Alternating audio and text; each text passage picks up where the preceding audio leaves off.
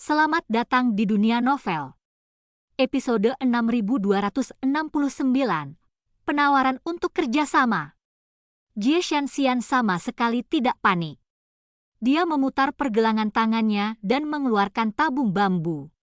Tabung bambu itu hanya sepanjang 1 kaki dan tampak biasa pada pandangan pertama, tetapi aura kuno yang dipancarkannya membuat Chu Feng dan Wang Qiang menyadarinya. Ini adalah harta karun lainnya.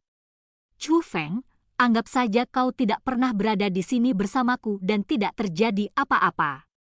Lakukan saja apa yang perlu kau lakukan. Setelah Jie Shanxian mengatakan ini kepada Chu Feng, dia memegang tabung bambu di tangannya dan mengarahkannya ke kejauhan. Dalam sekejap, tabung bambu itu bersinar dengan cahaya dan berubah menjadi seberkas cahaya yang menembus jaring hitam dan mencapai kejauhan. Terowongan batas. Itu terowongan formasi. Melihat terowongan formais, semua orang dari Sekte Abadi 7 Alam merasa sangat gugup. Orang-orang dari Sekte Abadi 7 Alam pertama-tama membentuk formasi, mencoba untuk memotong terowongan formasi.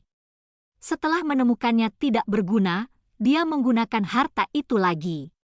Saya melihat sebuah pisau besar yang juga memancarkan aura kuno jatuh dari langit, namun tidak mampu menembus terowongan formasi sama sekali. Hal ini menyebabkan Sekte Abadi 7 Alam mengalami banyak sakit kepala. Mereka meremehkan harta karun di tubuh Jie Shanxian. Mereka akan merasa sangat sedih hanya dengan memikirkan jika bebek yang ada di depan mereka terbang menjauh.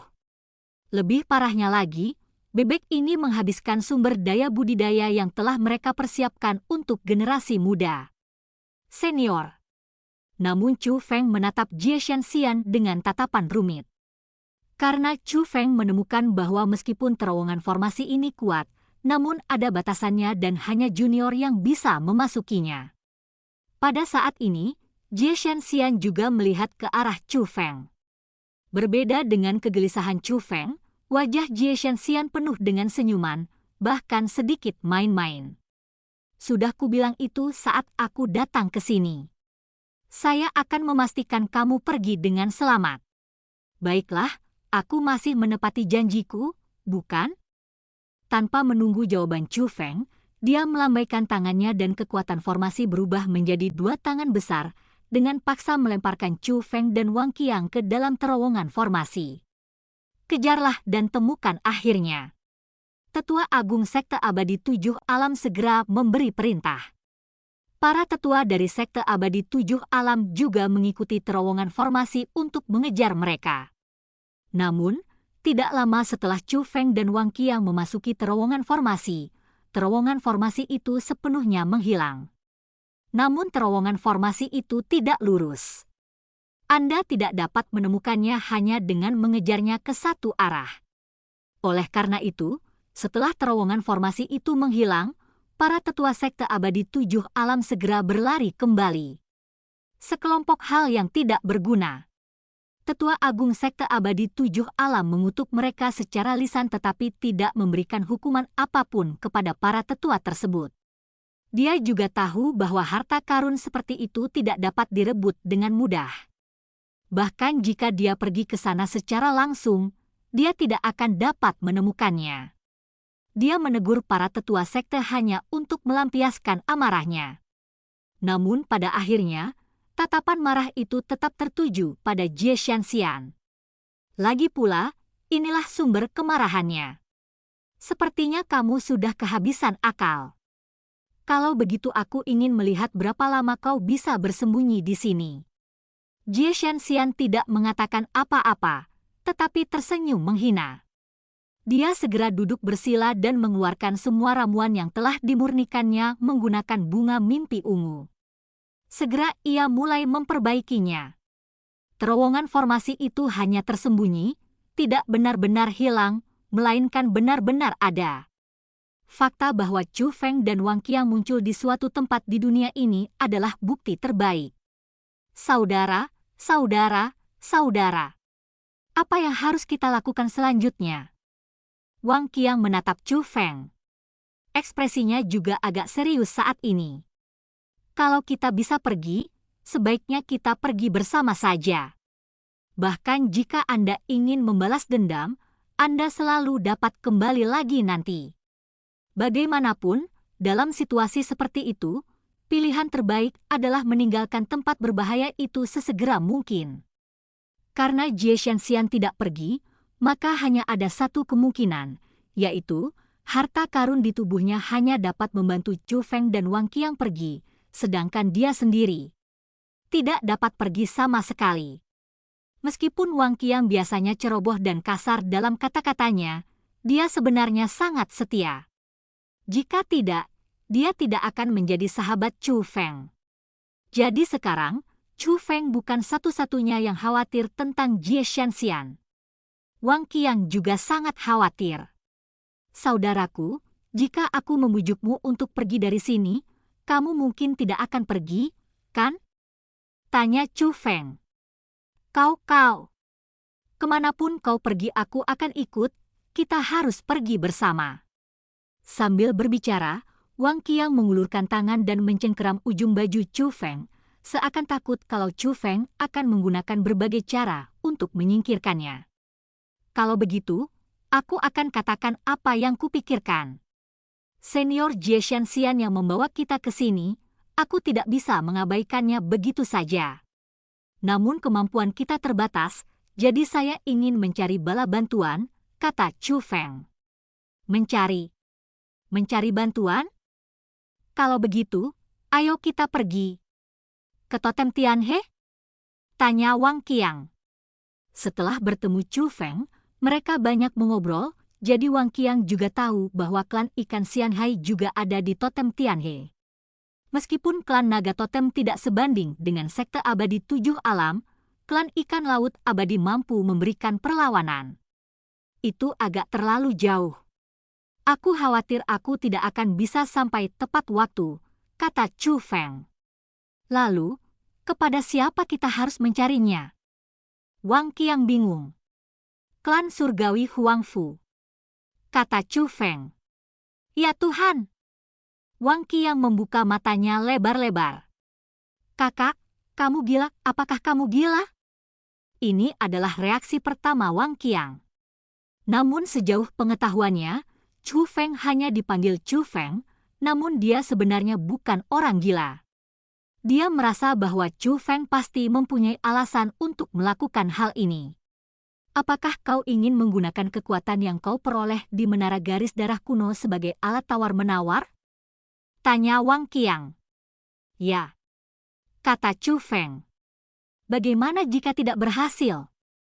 Wang Qiang bertanya lagi. Pasti berhasil. Dibandingkan dengan Wang Qiang, Chu Feng sangat percaya diri. Wang Qiang tidak bertanya apa-apa lagi, tetapi langsung berkata, kalau begitu, ayo kita pergi. Jadi Chu Feng dan Wang Qiang segera berangkat. Menara garis keturunan kuno telah dihancurkan, dan klan surgawi Huangfu juga telah mundur. Jadi Chu Feng langsung pergi ke markas klan surgawi Huangfu. Chu Feng tidak menyembunyikan wajahnya, jadi ketika dia tiba di depan tembok kota klan surgawi Huangfu, para penjaga klan surgawi Huangfu tidak dapat mempercayai mata mereka. Aku tidak mengerti mengapa Chu Feng berani datang ke sini. Tetapi tidak peduli mengapa Chu Feng datang, orang-orang dari klan surgawi Huangfu menyerbu keluar pada kesempatan pertama, membentuk blokade dan mengepung Chu Feng. Tak lama kemudian, kerumunan itu bubar, dan sesosok yang dikenal datang di depan Chu Feng. Itu adalah Huangfu Zantian. Mengapa kamu di sini? Huangfu Zantian mengajukan pertanyaan ini. Pertanyaan ini mengejutkan Chu Feng dan Wang Qiang. Karena Huangfu Zantian tidak sekadar menanyakan alasannya. Nada bicaranya terdengar lebih seperti dia tidak ingin Chu Feng dan yang lainnya datang, dan bahkan sedikit khawatir. Senior, klan surgawi Huangfu, bisakah kau membuat keputusan? Kata Chu Feng sopan. Meskipun dia tidak tahu apa yang sedang terjadi dengan Huangfu Zantian, tetapi dari apa yang dikatakan Jie Shanxian sebelumnya dan penampilannya saat ini, dia merasa bahwa Huangfu Zantian tampaknya tidak memiliki niat buruk terhadap mereka. Apa yang akan kamu lakukan? Tanya Huangfu Zantian. Jika kamu bisa mengambil keputusan, aku akan memberitahukannya kepadamu. Jika Anda tidak dapat mengambil keputusan, silakan bawa orang yang dapat mengambil keputusan dari klan surgawi Huangfu Anda. Saya di sini hari ini untuk sesuatu. Begitu Chu Feng mengatakan ini, sebuah suara berat terdengar. Saya bisa membuat keputusan. Jika ada yang ingin Anda katakan, katakan saja kepada saya. Kalimat ini bergema dari kejauhan, dan suaranya membubarkan kerumunan yang mengelilingi Chu Feng. Menengok ke arah itu, tampak sekumpulan besar orang mendekat dari kejauhan bak prajurit surgawi. Di antara mereka tidak hanya saudara laki-laki dan perempuan Huangfu Jiangxing dan Huangfu Jiangyue, tetapi juga Huangfu Xiangwu. Namun masih banyak orang yang belum pernah dilihat Chu Feng.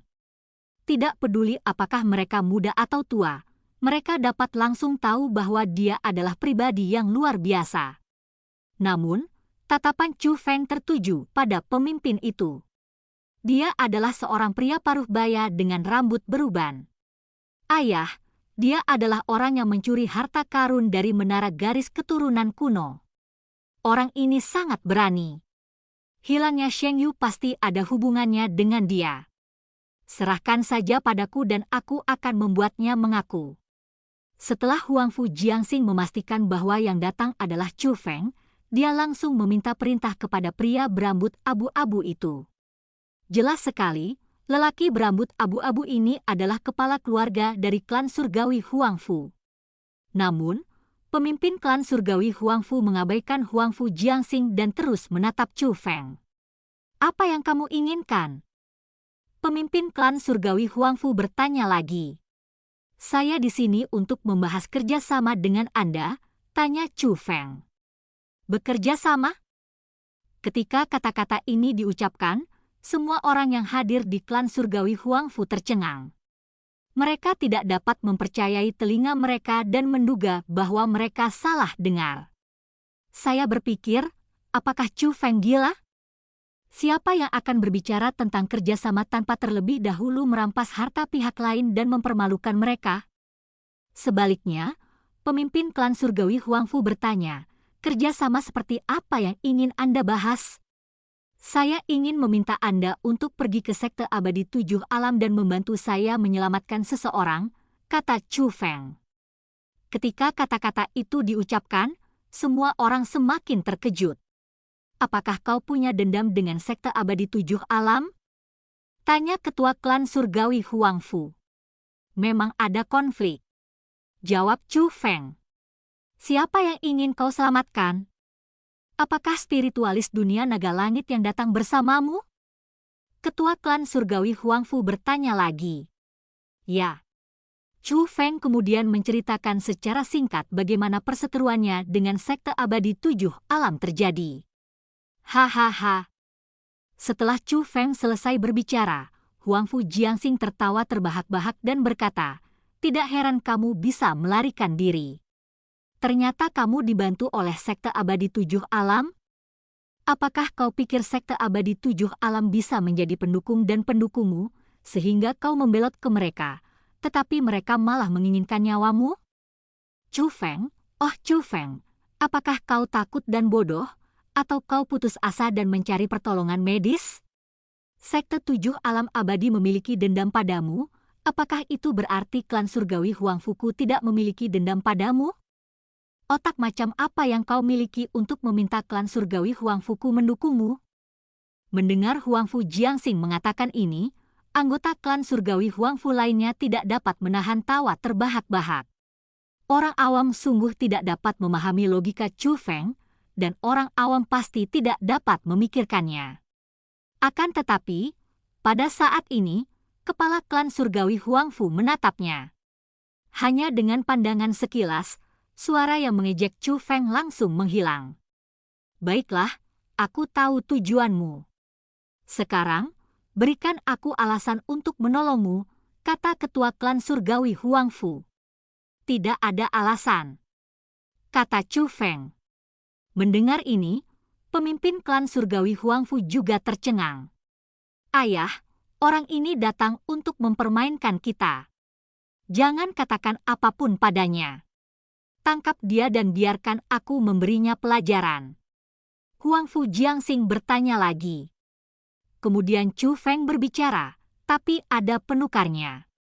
Setelah berkata demikian, Chu Feng membuka kedua telapak tangannya, lalu seberkas kekuatan penghalang menyembur keluar. Saat kekuatan penghalang itu menghilang, sebuah sosok muncul. Melihat sosok itu, belum lagi orang-orang dari klan surgawi Huangfu, bahkan Wang Qiang yang berada di samping Chu Feng, ekspresinya berubah. Aku akan melepaskannya. Huangfu Shengyu. Dan cerita pun berakhir, sampai jumpa di cerita berikutnya di dunia novel.